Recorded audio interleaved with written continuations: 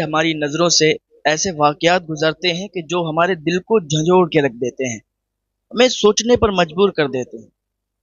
بہت سے لوگ انہیں سنتے ہیں تو بہت سے لوگ ان سے عبرت حاصل کرتے ہیں، اور بہت سے لوگ ایسے ہی چھوڑ دیتے ہیں۔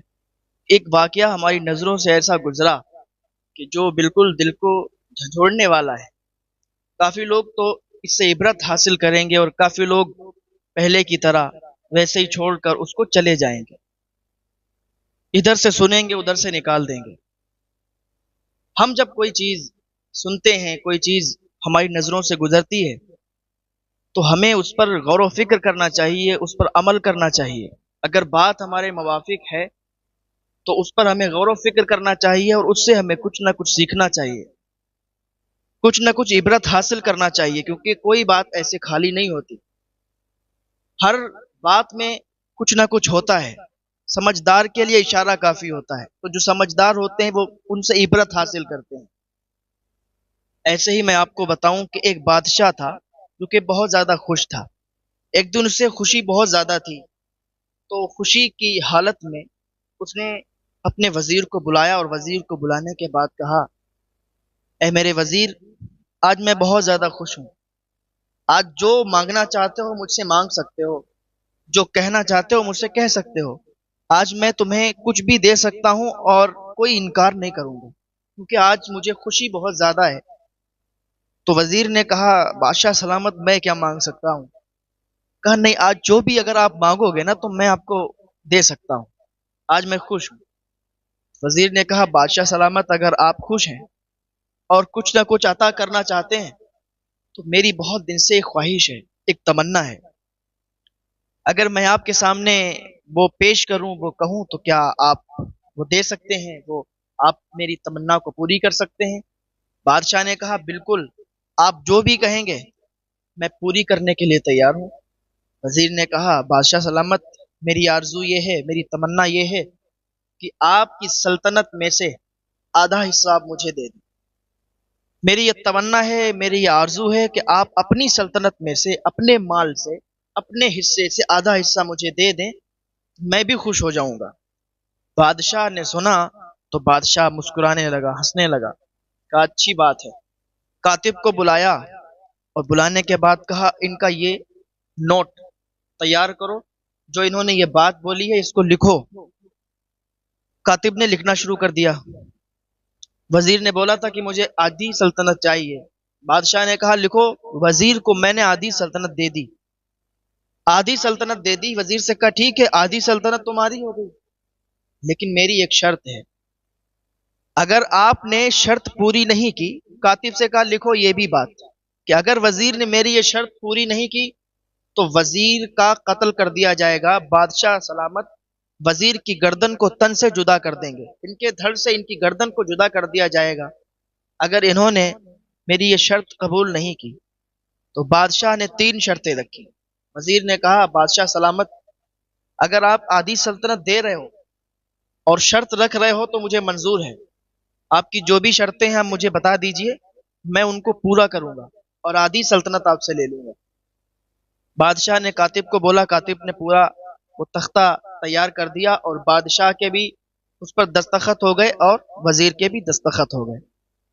بادشاہ نے کہا، میری پہلی شرط یہ ہے، اور میں اس میں آپ سے سوال کروں گا، اگر آپ نے سوالوں کے جواب دے دیے، 3 سوال کروں گا، تینوں سوالوں کے اگر آپ نے جواب دے دیے تو آدھی سلطنت آپ کی ہو جائے گی، اور اگر آپ نے کسی ایک بھی سوال کا جواب نہیں دے پایا تو آپ کا سر ہوگا، آپ کی گردن ہوگی اور میری تلوار ہوگی۔ وزیر نے کہا، ٹھیک ہے۔ بادشاہ نے کہا، سب سے پہلا تو سوال یہ ہے کہ آپ مجھے یہ بتائیے کہ انسان کی زندگی کا سب سے بڑا سچ کیا ہے؟ کہا، دوسرا سوال یہ ہے کہ مجھے آپ یہ بتائیے کہ انسان کی زندگی کا سب سے بڑا دھوکہ کیا ہے؟ اور کہا، تیسرا سوال میرا یہ ہے، اب مجھے یہ بتائیے کہ انسان کی سب سے بڑی مجبوری کیا ہے؟ یہ 3 سوال ہیں۔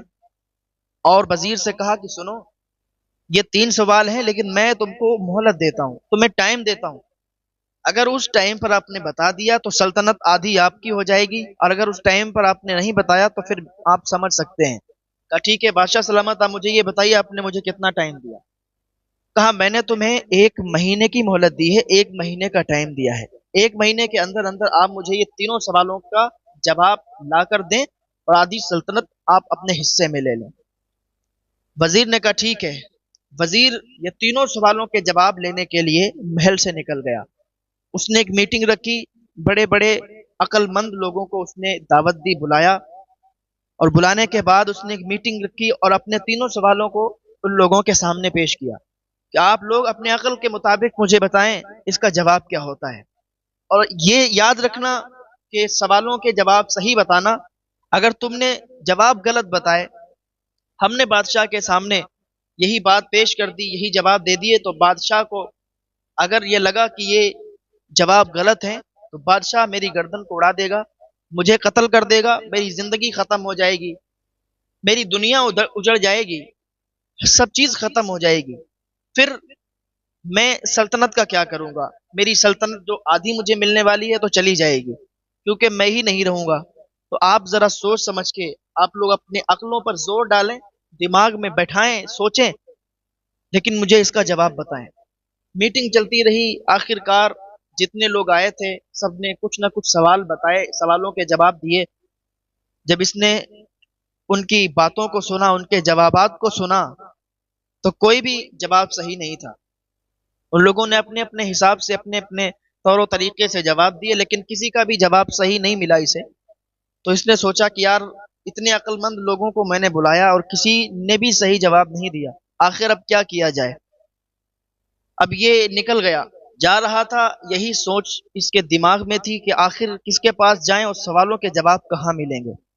ایک شخص سے ملاقات ہوئی، اس شخص نے پوچھا کہ آپ بہت پریشان لگتے ہیں، آپ مجھے بتائیں کہ آپ کیوں پریشان ہیں؟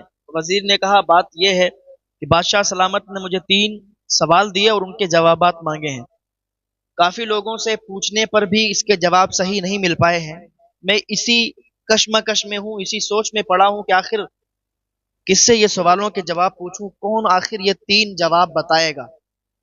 اس شخص نے کہا کہ تمہیں پریشان ہونے کی ضرورت نہیں ہے۔ وزیر نے کہا اچھا تو آپ بتاؤ، آپ بتاؤ گے، آپ کو پتا ہے؟ اس نے کہا مجھے تو نہیں پتا، لیکن میں ایک ایسے شخص کا پتہ جانتا ہوں کہ وہ آپ کے 3 سوالوں کا جواب دے دے گا۔ آپ کے جو 3 سوال ہیں ان کے جواب آپ کو مل جائیں گے اور آپ بادشاہ سلامت کے سامنے ان کو پیش کر سکتے ہیں۔ کہا بتاؤ ان کا پتہ بتاؤ۔ اس شخص نے اس کا پتہ بتایا، کہا جاؤ وہ فلاں جنگل میں ایک جھوپڑی لگا کے بیٹھا ہوگا۔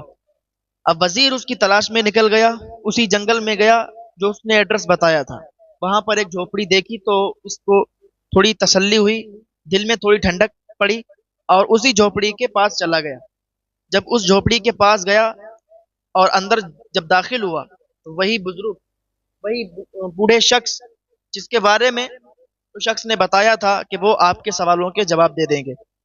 اب یہ جھوپڑی کے اندر داخل ہوا، جیسے ہی بزرگ نے دیکھا، کہا آئیے وزیر، آپ ضرور سوالوں کے جواب لینے کے لیے آئے ہیں۔ تو وزیر نے کہا بابا جی آپ کو کیسے معلوم کہ میں سوالوں کے جواب آپ سے لینے آیا ہوں اور میں وزیر ہوں؟ آپ کو کیسے معلوم چلا؟ تو ان بزرگ نے کہا کہ مجھے ایسے معلوم چلا کہ تمہارے جو حلیہ ہے، تمہارا جو لباس ہے، تمہارے پاس جو سامان ہے، بیگ وغیرہ ہے، یہ سب وزیروں کا ہی ہے، کیونکہ کبھی میں بھی وزیر ہوا کرتا تھا، کبھی میں بھی وزیر تھا، اور جس طریقے سے تم آج سوالوں کے جواب ڈھونڈنے کے لیے نکلے ہو، میں بھی ایک وقت تھا جو سوالوں کے جواب ڈھونڈنے کے لیے نکلا تھا، لیکن مجھے میرے سوالوں کا جب جواب ملا تو میں بادشاہ کی غلامی کرنے کے لیے نہیں گیا، میں اللہ کی عبادت کرنے کے لیے آ گیا، میں اللہ کی عبادت میں لگ گیا۔ جب مجھے میرے سوالوں کے جواب ملے تو میں نے سوچا کہ میں بادشاہ کی غلامی کیوں کروں، میں اس کی غلامی کروں کہ جس کی غلامی بادشاہ بھی کرتا ہے اور جس کی غلامی ساری دنیا کرتی ہے۔ تو میں اللہ وحدہ لا شریک کی عبادت کے لیے آ گیا ہوں، اللہ کی عبادت میں لگ گیا ہوں، تو میں اب کسی کی غلامی نہیں کرتا، کیونکہ مجھے میرے سوالوں کا جب جواب ملا تو مجھے سمجھ آ گئی کہ مجھے کیا کرنا ہے۔ اب آپ پوچھو کہ آپ کے سوال کیا ہیں، میں ان کے جواب دینے کے لیے تیار ہوں۔ وزیر نے کہا بابا جی میرے 3 سوال ہیں، کیا آپ ان کے جواب دے پائیں گے؟ کہا وزیر آپ سوال کریں۔ کہا بادشاہ سلامت نے سوال کیے ہیں، پہلا سوال تو یہ ہے کہ انسان کی زندگی کا سب سے بڑا سچ کیا ہے؟ اور انسان کی زندگی کا سب سے بڑا دھوکہ کیا ہے، اور انسان کی سب سے بڑی مجبوری کیا ہے؟ یہ تین سوال ہیں جن کے جواب لینے کے لیے میں بڑا تڑپ رہا ہوں، بڑا پریشان ہوں۔ بڑے بڑے اچھے عقل مندوں سے ملا ہوں لیکن انہوں نے بھی اس کے جواب نہیں دے پائے۔ بابا جی نے کہا کہ وزیر، دو سوالوں کے جواب تو میں تمہیں ایسے ہی دے دوں گا، بالکل فری، ایسے ہی بتا دوں گا، لیکن تیسرے والے سوال کا جب جواب دوں گا نا اس کی اجرت لوں گا۔ کہا اجرت؟ آپ بتاؤ، میرے پاس جتنا ہے میں آپ کو دینے کے تیار ہوں، میں جتنی اشرفیاں ہیں میرے پاس میں سب آپ کو دے دوں گا، جتنا سامان ہے میرا میں سب آپ کو دے دوں گا۔ آپ مجھ سے وہ بھی سوال کا جواب بتا دو، کیونکہ اگر دو سوالوں کے آپ نے جواب بتا دیا اور تیسرا کا نہیں بتایا تب بھی میری جان کو خطرہ ہے، بادشاہ مجھے مار دے گا۔ تو انہوں نے کہا ٹھیک ہے، پہلے سوال کا جواب میں تمہیں بتاتا ہوں کہ زندگی کا سب سے بڑا سچ کیا ہے۔ تو دیکھو، پہلے سوال کا جواب یہ ہے کہ زندگی کا سب سے بڑا سچ موت ہے۔ زندگی کا یہ سب سے بڑا سچ ہے، بالکل یہ بات حقیقت ہے، کسی کا بھی اس پر کوئی انکار نہیں ہے۔ ہندو ہو، مسلم ہو، سکھ ہو، عیسائی ہو، کسی بھی دھرم کا کوئی بھی انسان ہو، اس کا انکار نہیں ہے۔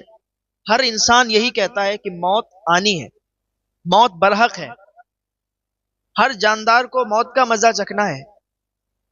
ایسا نہیں ہے کہ دنیا میں کوئی آیا ہے تو اسے دنیا میں ہی رہنا ہے، ہر انسان کو یہاں سے جانا ہے۔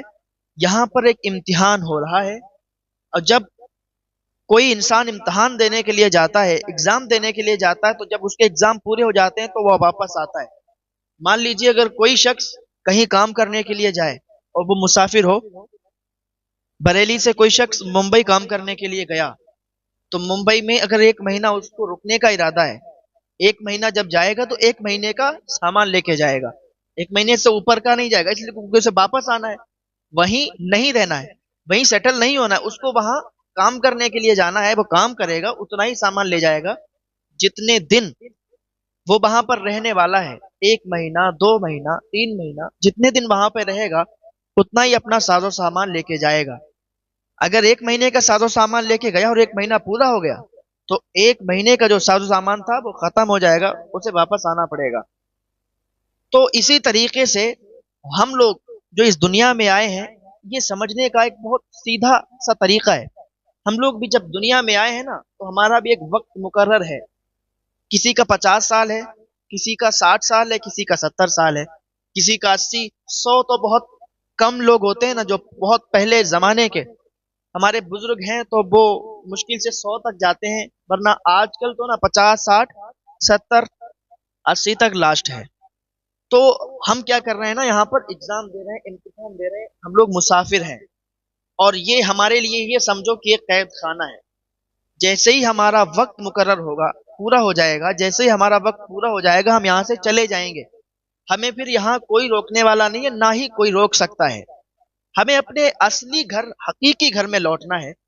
یہاں پر ہماری کتنی بھی بڑی عمارت ہے، یہاں پر ہماری بہت بڑی بلڈنگ ہے، کئی کاریں ہیں، کئی نوکر چاکر ہیں، یہ سارے کے سارے مجھے چھوڑ کے، ہمیں اور آپ کو چھوڑ کے جانا پڑیں گے۔ ایسا نہیں ہے کہ آپ نے اگر یہاں پر بلڈنگ بنا لی، عالیشان عمارت بنا لی، آپ نے نوکر چاکر رکھ لیے، آپ نے بہت ساری گاڑیاں رکھ لی، آپ کا اچھا بزنس چل رہا ہے تو آپ یہیں سیٹل ہو جائیں۔ نہیں نہیں، ایسا نہیں ہو سکتا، بلکہ آپ یہاں مسافر ہیں اور ایک دن آپ کو واپس لوٹنا ہے۔ موت جب آ جائے گی، جب موت کا فرشتہ آپ کے پاس آئے گا تو آپ کو یہ دنیا چھوڑ کر جانا پڑے گا۔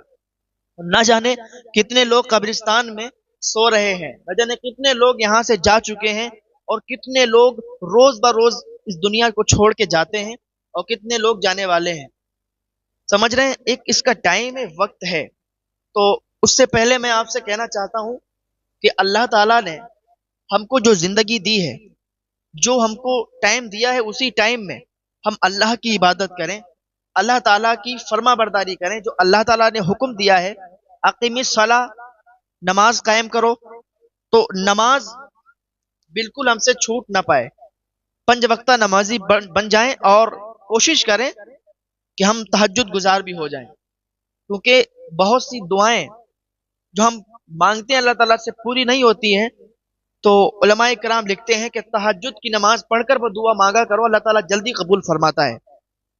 تو ہمارا جو وقت ہے، جو ٹائم ہے، اسی وقت میں، اسی ٹائم میں ہم لوگ اللہ کو راضی کریں، اللہ کی عبادت کی طرف آ جائیں اور اللہ کی بارگاہ میں تائب ہو جائیں، توبہ کر لیں، کیونکہ اللہ تعالیٰ توبہ کو معاف فرمانے والا ہے اپنے بندوں کی طرف۔ وہ کہتا ہے میرے بندے آ تو صحیح، میں توبہ قبول فرمانے والا ہوں، میں تیری توبہ کو قبول فرماؤں گا، بس تو ایک بار سچے دل سے توبہ کر لے، پھر تجھے ایسا ہی بنا دوں گا جیسے کبھی تو نے گناہ نہیں کیے ہیں۔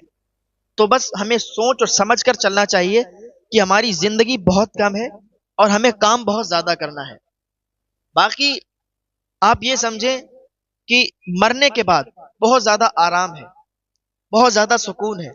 اگر یہاں پر ہم پریشانی کاٹ رہے ہیں، آج یہاں پر اگر ہمیں غریبی ملی ہے، آج یہاں پر اگر ہم دقتوں اور پریشانیوں کے ماحول میں پھنسے ہوئے ہیں، بالکل ٹینشن نہ لیں، پریشان نہ ہوں، کیونکہ اگر یہاں ہمیں پریشانیوں کا سامنا کرنا پڑ رہا ہے، مرنے کے بعد ہمیں سکون ہی سکون ہے۔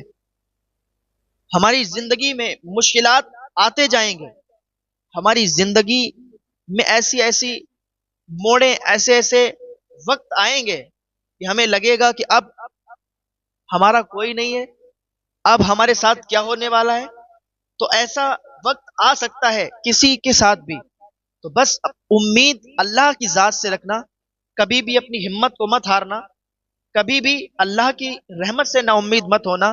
اللہ تعالی ہر کام کو آپ کے پورا فرمانے والا ہے، بس آپ اللہ کے بن کے ہو جاؤ، اللہ تعالیٰ آپ کی مدد فرمائے گا۔ اور ایک بات مجھے یاد آئی کہ آج جب انسان 10 سال کا ہو جاتا ہے، 20 سال کا ہو جاتا ہے، 30 سال کا ہو جاتا ہے، تو آج کل تو سوشل میڈیا کا دور ہے نا، ہر کوئی اپنے پوسٹ لگاتا ہے، ہر کوئی اپنا اسٹیٹس لگاتا ہے کہ آج میری عمر 25 سال ہو گئی، آج میری عمر 30 سال ہو گئی۔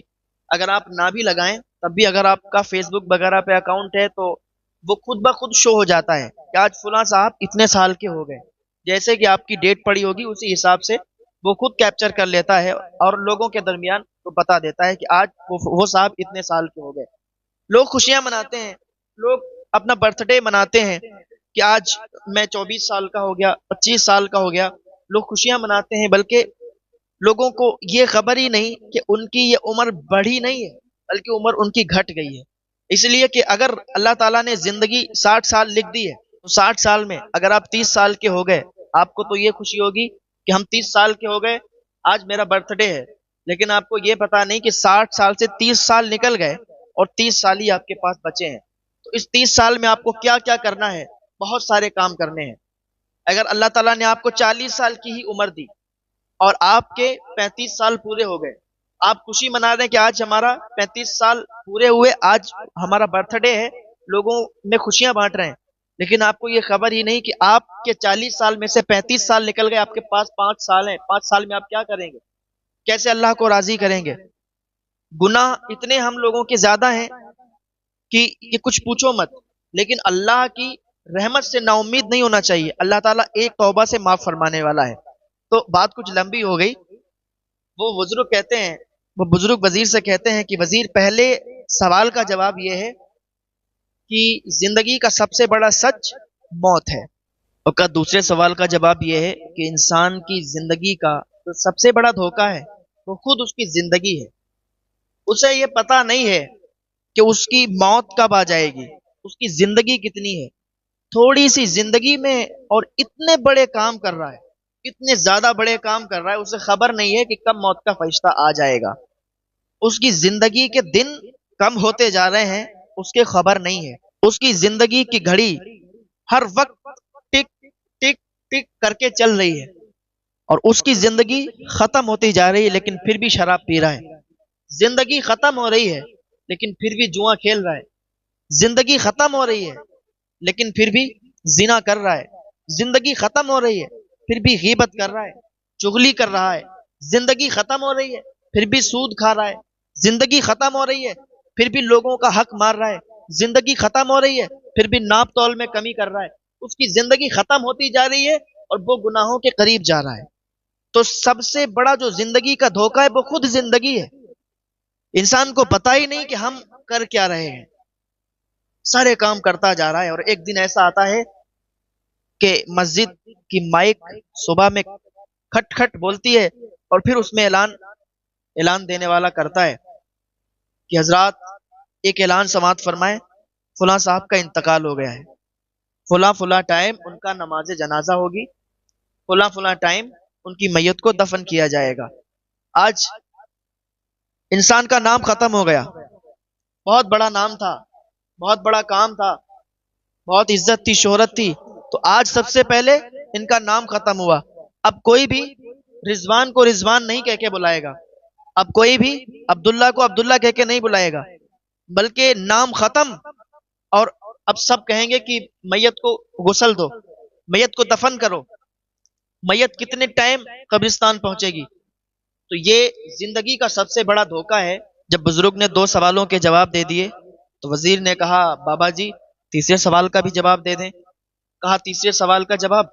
اس نے کتے کی طرف دیکھا، اس بزرگ نے کتے کی طرف دیکھا، ایک کتا وہیں پر اسی کی جھوپڑی میں دودھ پی رہا تھا پیالے میں، کتے کی طرف دیکھا، کتے کے پیالے میں تھوڑا دودھ بچا ہوا تھا، اس نے وہ پیالہ لیا اور کہا وزیر لے یہ پیالہ دودھ کا پی لے۔ وزیر نے کہا بابا جی یہ کیسی بات کر رہے ہیں، کتے کا جھوٹا مجھے پلا رہے ہیں۔ کہا تو ٹھیک ہے پھر جا یہاں سے، تیرے سوال کا جواب میں نہیں دے سکتا۔ کہا بابا جی ٹھیک ہے جیسا آپ کی مرضی ہے، جیسا آپ کہہ رہے ہیں میں اس کو پورا کرنے کے لیے تیار ہوں، کیونکہ مجھے میرے سوال کا جواب حاصل کرنا ہے۔ اس نے وہ پیالہ لیا اور پورا گٹ گٹ کر کے پی گیا، جتنا دودھ بچا تھا کتے کا جھوٹا دودھ وہ پیالے سے سارا کا سارا پی گیا۔ کہا بابا جی اب تو میں دودھ پی گیا ہوں، اب تو مجھے اس سوال کا جواب دے دو، زندگی کی سب سے بڑی مجبوری کیا ہے؟ تو بزرگ نے کہا، بابا جی نے کہا کہ وزیر یہ جو تو نے پیالہ دودھ کا پیا ہے نا یہی تیرے سوال کا جواب ہے۔ وزیر نے کہا میں سمجھا نہیں آپ کیا کہنا چاہتے ہیں۔ کہا تو نے یہ دودھ کا پیالہ کیوں پیا؟ کہا مجھے سوال کا جواب لینا تھا اس لیے پیا، ورنہ میں نہیں پیتا۔ کہا یہی تو تیرا جواب ہے، کہا یہی جواب ہے کہ انسان کی زندگی کی سب سے بڑی مجبوری کیا ہے، یہی جواب ہے۔ کہا کیسے؟ مجھے سمجھاؤ، میں سمجھا نہیں، مجھے اس سوال کا جواب سمجھ میں نہیں آیا۔ وزیر سے اس بزرگ نے کہا، اس بابا جی نے کہا کہ تو نے یہ کیوں پیا؟ اپنے مفاد کے لیے، اپنے فائدے کے لیے، اپنی غرض کے لیے۔ تو بزرگ نے کہا کہ یہی جواب ہے کہ زندگی کی مجبوری غرض ہے، مفاد ہے، فائدہ ہے۔ آج انسان کوئی بھی دوسروں کے لیے کچھ نہیں سوچتا، ہر انسان اپنے لیے سوچتا ہے، اپنے مفاد کے لیے، اپنے فائدے کے لیے، اپنے مطلب کے لیے، آپ سے بولے گا بھی اپنے مطلب کے لیے۔ اگر انسان کا مطلب ہے آپ سے تو آپ کے قدم بھی چومے گا۔ وہ کہاوت بہت پہلے سنی جاتی تھی، آج بھی لوگ کہتے ہیں کہ انسان مطلب کے ٹائم گدھے کو بھی باپ بنا لیتا ہے۔ تو انسان اپنے مطلب کے لیے کسی بھی حد سے گزرنے کے لیے تیار ہو جاتا ہے، اپنے مفاد کے لیے کسی بھی حد سے گزرنے کے لیے تیار ہو جاتا ہے، کیونکہ انسان اپنا فائدہ چاہتا ہے اور دوسروں کا نقصان چاہتا ہے۔ آج انسان کا رویہ بالکل تبدیل ہو گیا ہے، اپنے آپ میں خوش رہنا چاہتا ہے اور سامنے والے کے بارے میں سوچتا ہے کہ یہ برباد ہو جائے، یہ تباہ ہو جائے، یہ ہلاک ہو جائے، اللہ تعالیٰ ساری نعمتوں سے مجھے سرفراز فرمائے، اسے ہلاک اور برباد کر دے۔ تو بزرگ کہنے لگے، بابا جی کہنے لگے وزیر سے کہ یہی تیرے آخری سوال کا جواب ہے کہ تو نے اپنے مفاد کے لیے یہ دودھ پیا۔ بڑے بڑے دوستی رکھنے والے دیکھے، بڑے بڑے یار دیکھے، بڑے بڑے ایسے لوگ دیکھے جو کہتے تھے میں تیرے ساتھ ہوں، میں تیرے ساتھ ہوں، لیکن وہ بھی اپنے مطلب کے لیے، وہ بھی اپنے مفاد کے لیے کسی حد سے بھی گزر گئے۔ تو انسان کو چاہیے کہ اپنے بارے میں کم دوسروں کے بارے میں زیادہ سوچے۔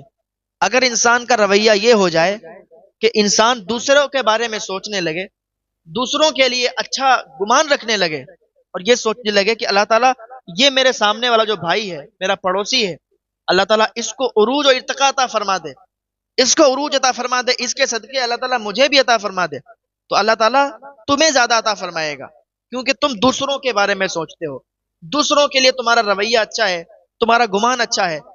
تو تم جب دوسروں کے بارے میں اچھا سوچو گے تو تمہارا خود اچھا ہوگا، اور اگر تم دوسروں کے بارے میں غلط سوچو گے، غلط گمان رکھو گے تو تمہارے ساتھ غلط ہوگا، دوسروں کے لیے گڑھا کھودو گے، خود گڑھے میں گرو گے۔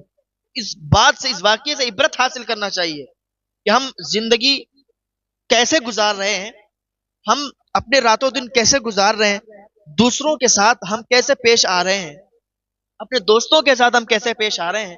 اگر ہم کسی سے دوستی کر رہے ہیں تو وہ دوستی کو ہم نبھا کیسے رہے ہیں یا کیسے نبھانا چاہیے.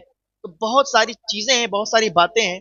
اللہ تعالی ہم سب کو اس پر عمل کرنے کی توفیق عطا فرمائے. اللہ تعالی ہم سب